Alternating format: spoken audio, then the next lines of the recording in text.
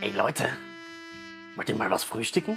Oder sitzen wir hier wieder nur blöd rum? Ja, man, auf so einen Toast mit Butter und Marmelade hätte ich schon Bock. Wie schaut's bei dir aus? Das ist ja kein Frühstück.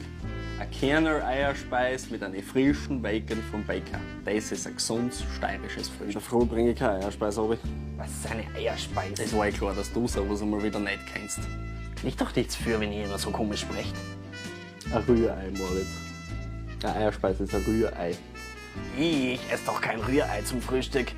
Und ihr beiden bitte auch nicht, sonst stinkt wieder die komplette Bude. Diskutieren wir jetzt ernsthaft, was ein gescheites Frühstück ist? Was ist denn das für eine lächerliche Du musst Diskussion? reden, dein Frühstück ist meistens sowieso nur Kaffee und der Chick. Kann ja auch nicht gesund sein.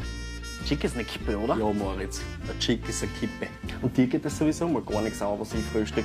Wenn wir uns nicht einigen können, nachher fragen wir einfach selber. Selber?